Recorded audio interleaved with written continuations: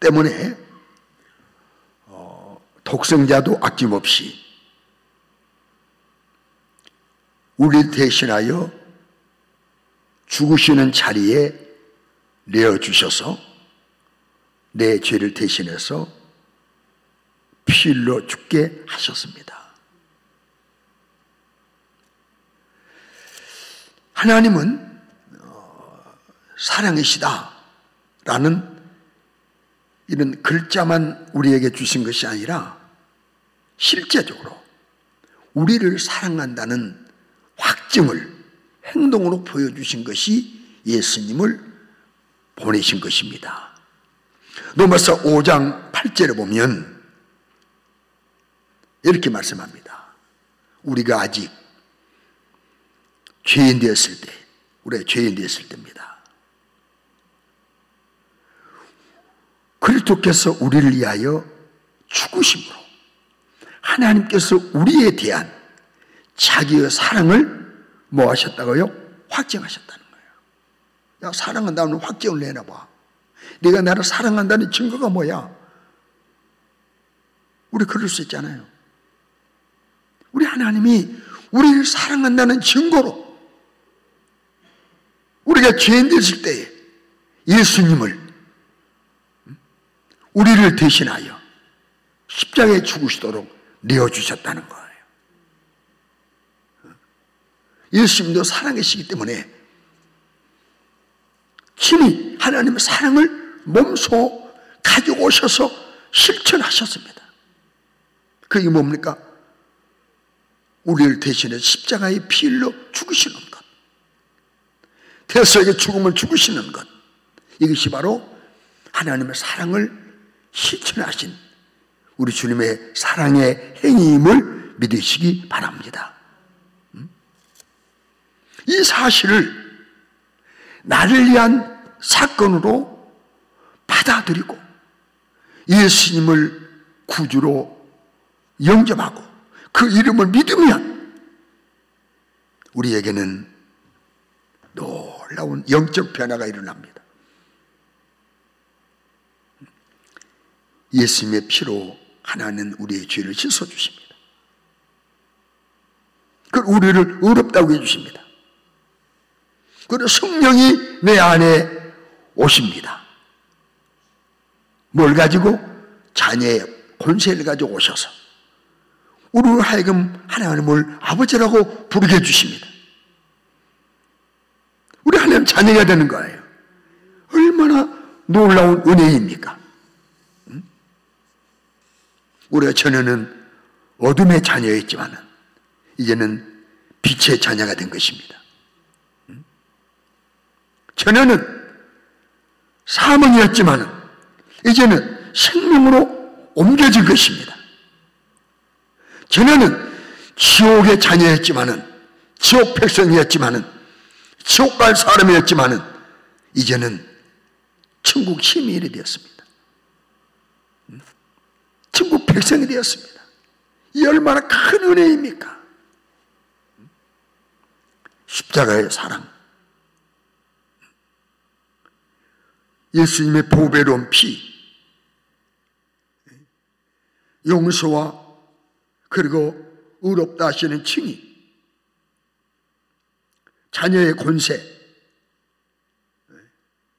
성령의 내주, 하늘의 시민권, 주실 면류관, 우리가 가서 살 천국,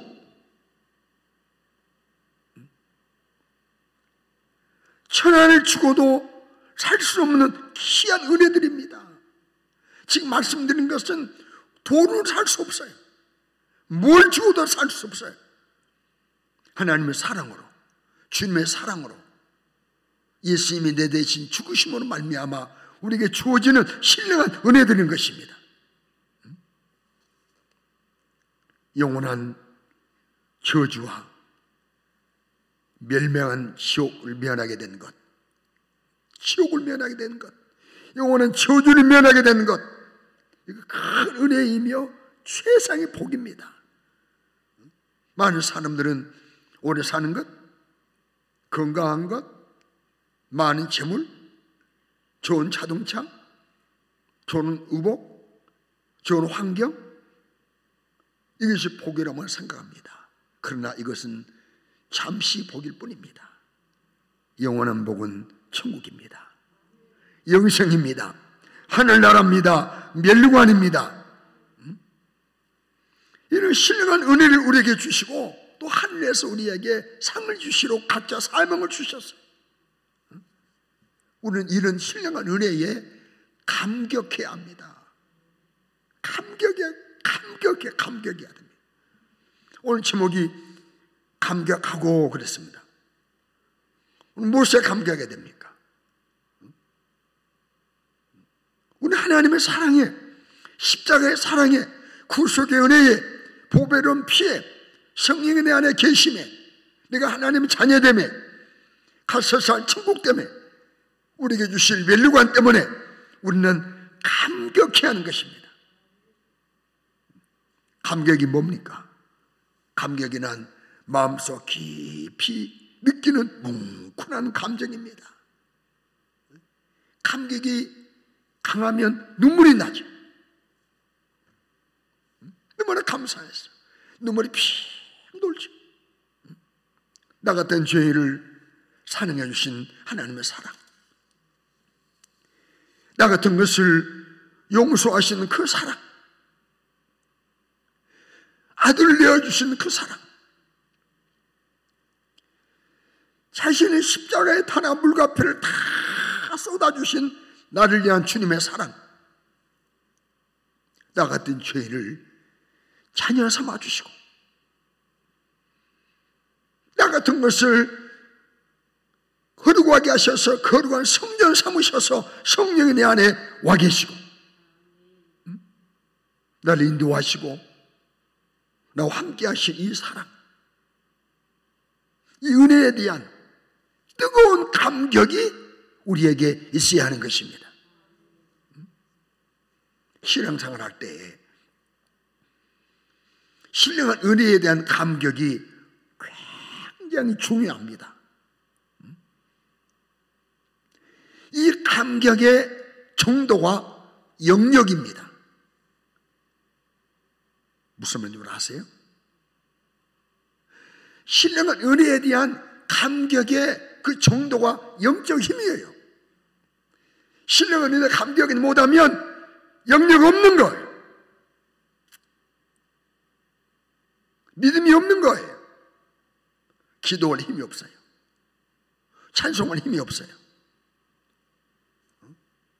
사랑할 힘이 없어요. 복음 전할 힘이 없어요. 우리 심령도 치료가 안 돼요. 그러나 신령한 은혜에 대한 감격이 우리 안에 강해질수록 기도할 힘이 솟구치고 찬송할 힘이 솟구치고 심령이 치료가 되고 육신도 건강해지고 신령한 은혜에 대한 감격이 전혀 없이 무디어는 심령, 무감각한 심령, 더 나아가서 얼음주머니처럼 냉랭한 가슴을 가지고는 아무런 은혜를 기대할 수가 없는 것입니다. 그래서 성경은 하나님 말씀하십니다. 너희들이 차든지 뜨겁든지 하라. 우리는 죄에 대해서 차고해야 돼요. 신령한 은혜에 대한 감격은 뜨거워야 돼요. 받아합시다. 죄는 차갑고 마귀에게는 차갑고 신령한 은혜에 대하여는 감격이 뜨거워야 된다. 그렇습니다. 마귀는 아주 냉정해야 돼요. 죄는 우리가 차가워야 됩니다. 그러나 신령한 은혜에 대한 반응은 뜨거워야 되는 것입니다. 요한계시록 3장 15절에 내가 내 행위를 아노니 내가 차지도 아니하고 뜨겁지도 아니하도다. 내가 차든지 뜨겁든지 하기를 원하노라 말씀하셨어요. 여러분, 저와 우리 성도 여러분은요, 남은 생에 사는 동안 나를 사랑하신 하나님의 사랑에 강권 돼, 강권. 꽉 붙잡아야 돼요. 강하게 붙잡아야 돼. 고린도후서 5장 14절 말씀 보면 그리스도의 사랑이 우리를 뭐 한다고요? 강권하시는도다. 우리가 생각건대 한 사람이 모든 사람을 대신하여 죽었은즉 모든 사람이 죽은 것이라. 고린도서 5장 14절에 그리스도의 사랑이 우리를 강권한다는 것 같고, 여러분 어떤 사랑에 매여 사십니까? 나를 사랑하는 남편의 사랑에 매여 살기도 하지요. 내가 자식 사랑하는 자식을 사랑하는 사랑에 매여 살기도 하지요. 돈을 사랑하는 마음에 매여 사는 사람도 있어요. 권력을 사랑해서 그 권력에 매여 사는 사람이 있어요. 그런데 우리는 주님의 사랑에, 그리스도의 사랑에, 하나님의 사랑에 꽉 붙잡혀 사시기를 주의 이름으로 축원합니다. 바울 사도는 그랬습니다. 주님의 사랑에 강권되어 그 사랑에 감격하면서 사명을 감당했어요. 자기는요, 사도가 될 만한 자격이 없다고 했어요. 나는 사도 될 만한 자격이 천무하다. 그러나 나 된 것은 은혜로 된 것이다. 그리고 평생 겸손함으로 주의를 감당했어요. 우리가 자체 우쭐하기 쉽거든.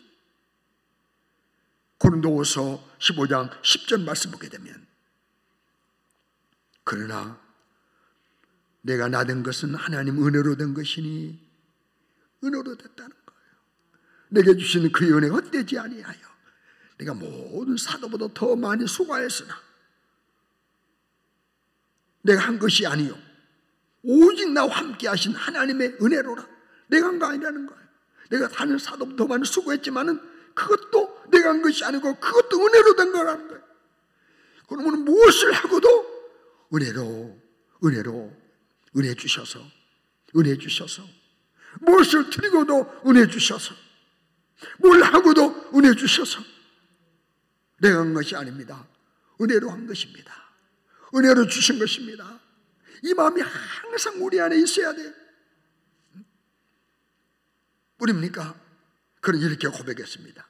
디모데전서 1장 12절로 14절 말씀 보면 나를 능하게 하신 그리스도 예수 우리 주께 내가 감사함은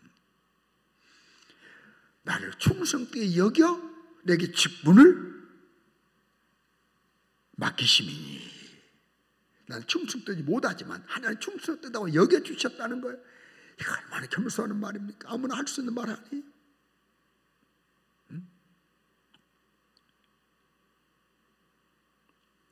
전에는 내가 비방자였고 박해자였고 폭행자였으나 도리어 긍휼을 입은 것은 내가 믿지 아니할 때 알지 못하고 행하였습니다. 우리 주의 은혜가 그리스도 예수 안에 있는 믿음과 사랑과 함께 넘치도록 풍성하였도다. 나 같은 것이 풍성한 은혜로 하나님 종이 됐다는 거예요. 구원받았다는 거예요. 이런 모습 보게 되면 바울 사도는 일생 은혜에 감격하고 살았어요. 은혜에 감격했어요. 여러분, 은혜를 깨달아야 감격하는 거예요. 깨닫는 것이 은혜입니다. 은혜를 깨닫지 못하면 짐승 못하다고 성경은 말씀했어요. 이사야 1장 3절을 보면 소는 그 임자를 알고 나귀는 그 주인의 구유를 알건만은 이스라엘은 알지 못하고 나의 백성은 깨닫지 못하는도다. 소는 임자를 알아. 나귀도 그 주인의 구유를 알아서 찾아가. 그런데 이스라엘 백성은 은혜 주신 하나님을 깨닫지 못한다. 여러분, 깨닫지 못하면 안 되는 거예요. 시편 49편 20절 말씀 보게 되면 존귀하나 깨닫지 못하는 사람은 멸망하는 짐승 같도다. 사랑하는 성도 여러분, 독생자를 사지에 죽음의 자리에 내어주신 하나님의 사랑, 모진 고난을 당하시면서도 온몸이 채찍장을 얼룩지 쓰시면서도 십자가에 못 박히셔서 피로 얼룩지셔서 매달려 계신, 그리고 내 대신 죽어주신 주님의 사랑, 이 뜨거운 사랑에 뜨겁게 감격하는 것이 성도인 것입니다. 여러분, 신자는 그저 불교 신자도 신자예요. 우리는 성도입니다. 거룩한 성도입니다. 거룩한 성도가 누굽니까? 거룩한 성도는 하나님의 사랑, 주님의 사랑, 십자가의 사랑에 뜨겁게 감격하는 사람이에요. 그랬을 때는 눈물이 나는 거예요.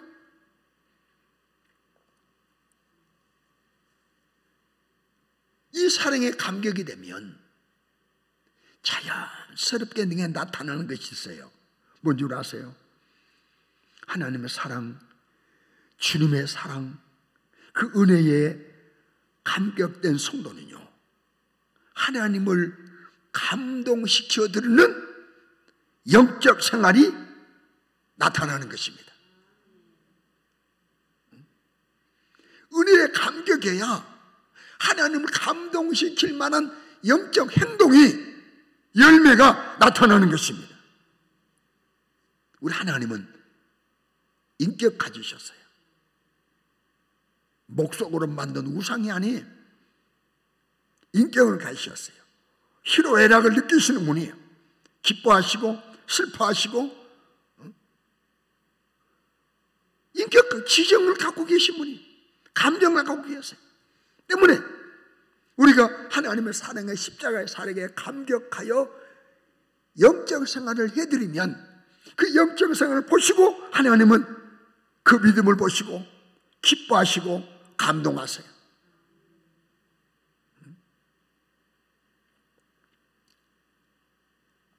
아주 오랜 얘기예요. 우리 아이가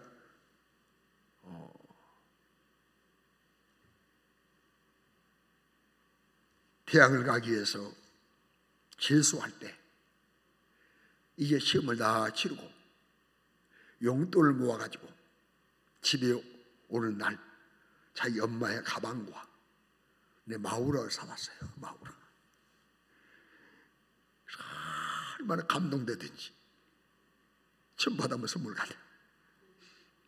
야, 부드럽다. 야, 자기 엄마는, 야, 가방보다 가방 사왔냐? 그래. 나는, 야, 부드럽다. 그리고 감동해서 그 값을 더 줬어요. 용돈을. 내 생각으로 계산이 얼마나 더 줬다 싶어가지고. 여러분, 사람도 감동하는데 하나님 감동 안 하세요? 감동하세요.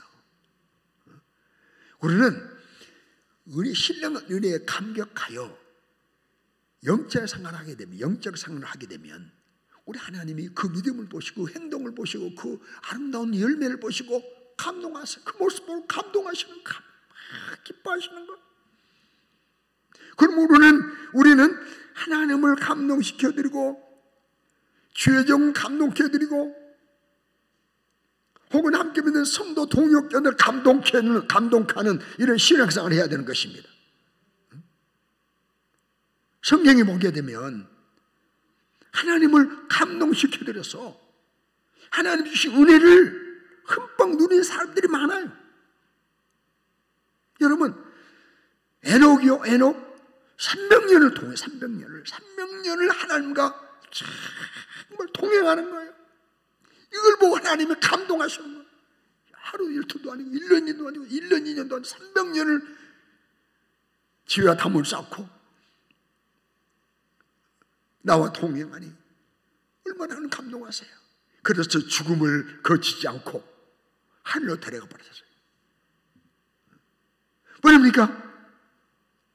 아브라함 하나님을 감동시켜.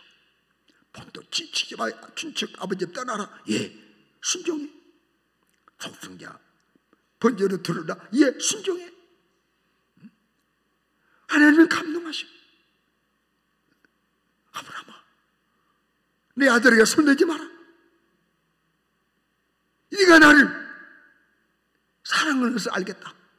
너는 아들보다 내가 더 우선이구나. 하나님 감동하셨다는 거예요. 그리고 여호와 이레 그 모리아 산 위에 양을 준비하셨다니까요. 120년 동안 타락의 시대에 방주를 지었던 노아의 모습을 보시고 하나님 감동하시는 거예요.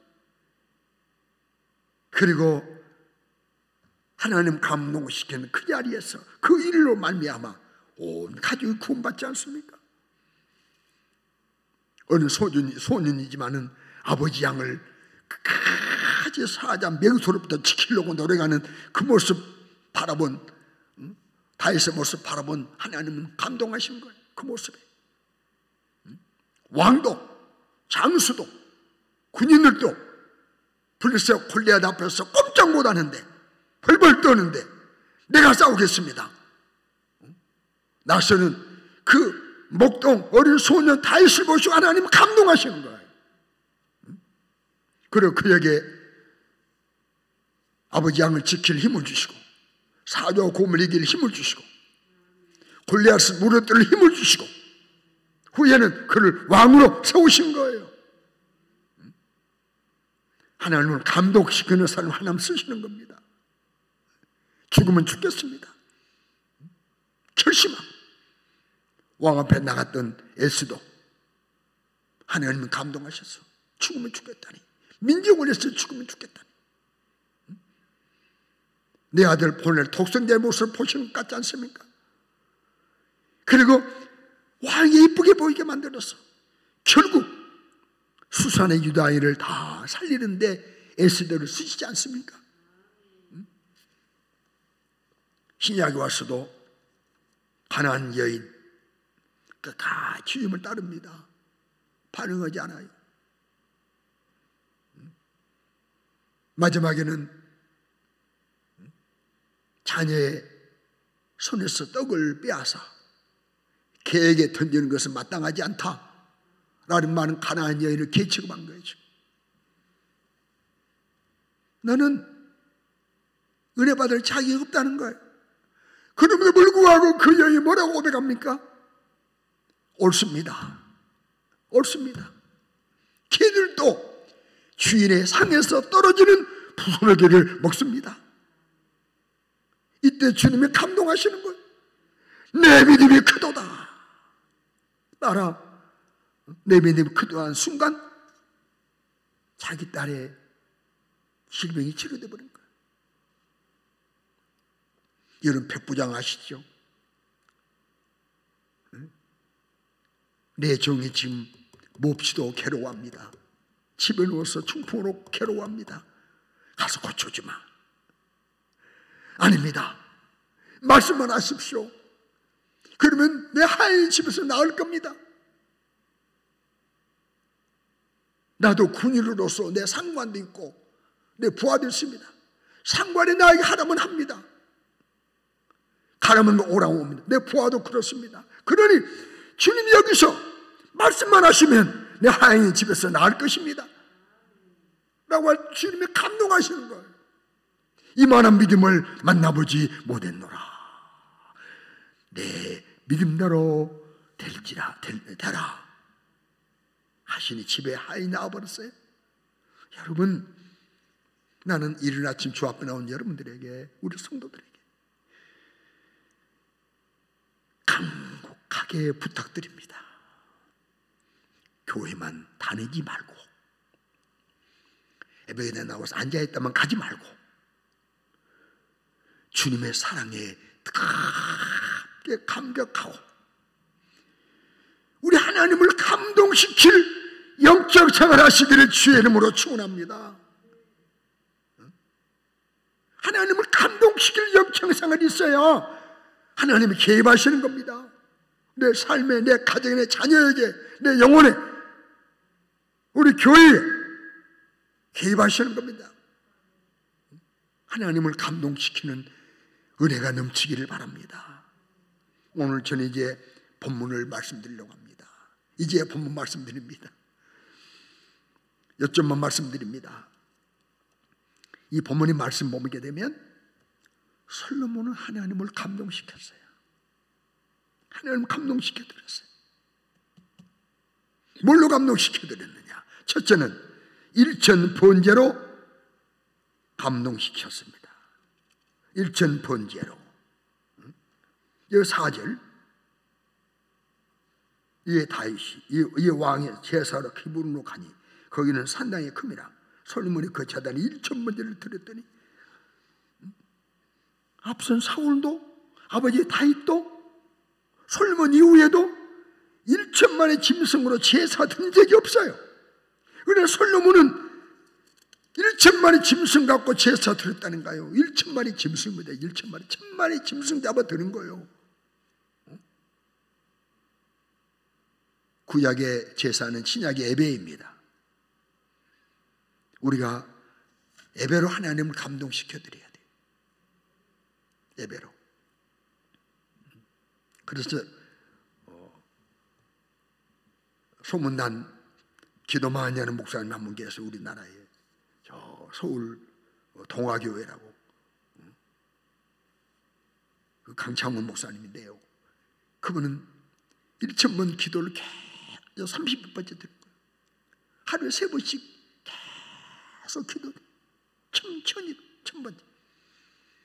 여러분, 이렇게 오는 하나님 기뻐하실 예배, 그 예배 속에 기뻐하실 찬송, 기뻐하실 기도, 기뻐하실 신앙 고백, 기뻐하실 아멘, 기뻐하실 감동하실 예물, 꾸준한 기도, 오늘 예배로 하나님을 감동시켜드려야 돼요.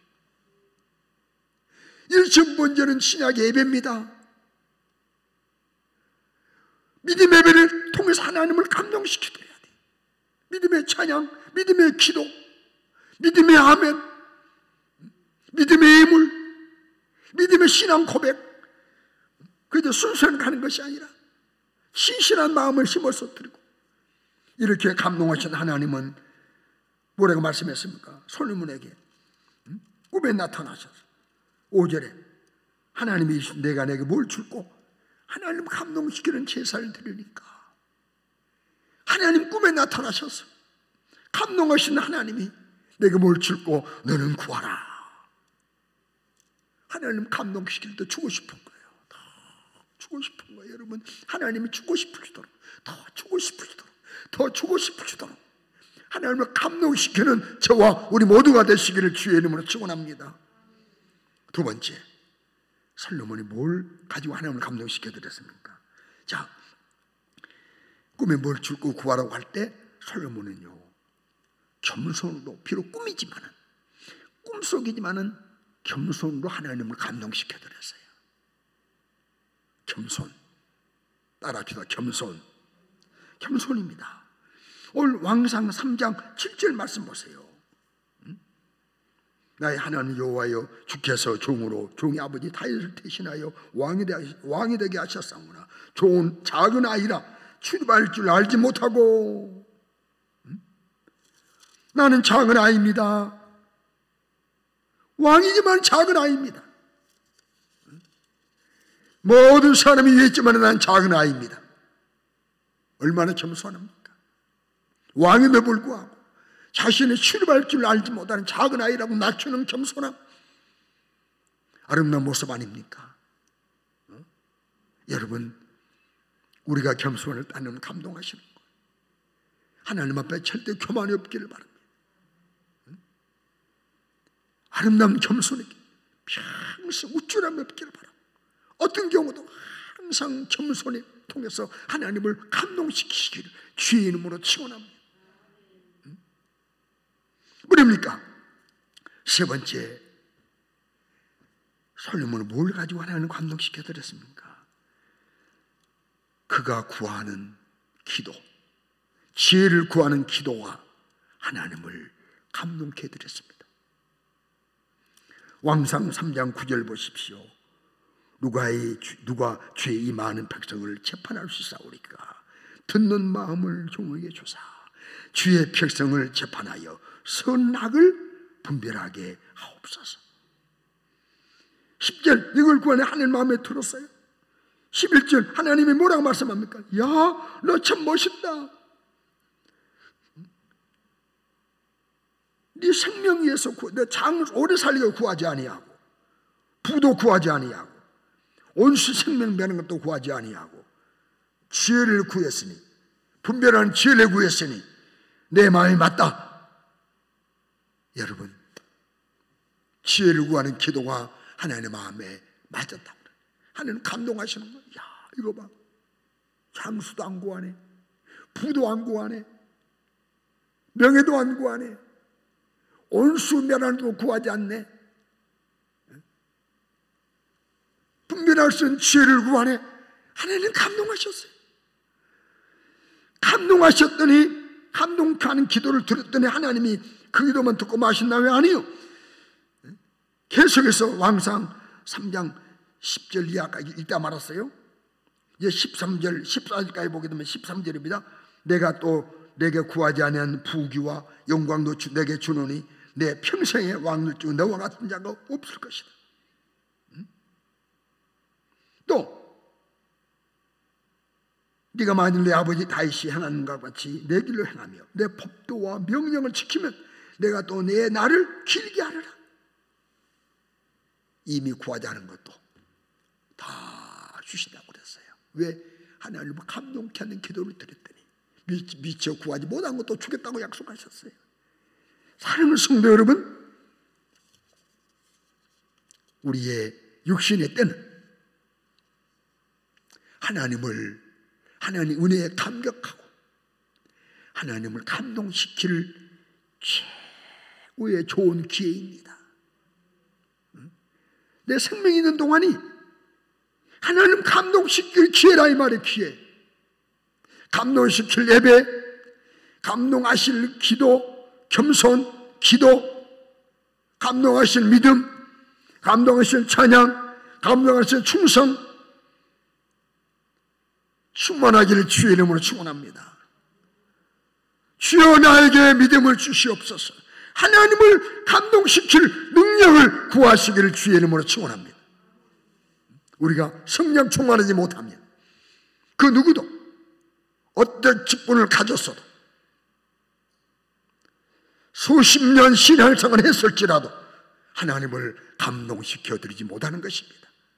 성령 충만하지 못하면 어떤 직분도 수십 년 신앙생활도 하나님을 감동케 드릴 수 없어요. 그러나 성령 충만하면 하나님을 감동시켜 드릴 수 있어요.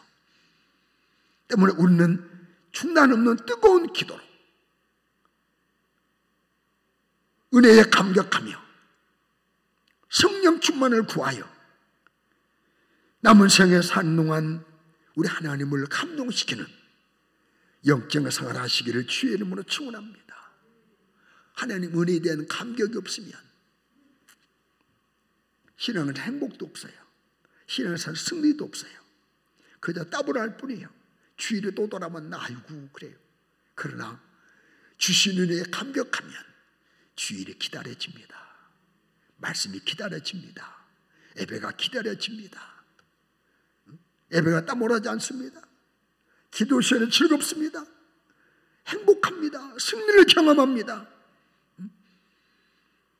신령한 은혜에 감동되면, 은혜에 감격하면 다른 사람 또 주의 종 성도 이로 하나님을 감동시켜드리는 것입니다. 하나님 감동시켜드리는 현장에는 꼭 필요한 은혜가 하나님께로 주어지는 겁니다. 필요할 때 이적도, 필요할 때 기적도, 응답도, 신령한 은혜들도 풍성하게 제공되는 것입니다. 그러므로 오늘 우리가 해야 할 건 뭡니까? 하나님, 크신 은혜에 감격하지 못했던 것을 용서해 주세요. 신령한 은혜에 감격하는 내가 되게 도와주세요. 하나님을 감동시켜드리지 못한 것을 용서해 주세요. 회개합니다. 하나님을 감동시켜드릴 믿음을 내게 주시옵소서. 남은 생에 평생 은혜에 감격하고 하나님을 감동시켜드리는 믿음의 성도들 다 되시기를 주의 이름으로 축원합니다. 기도드리겠습니다.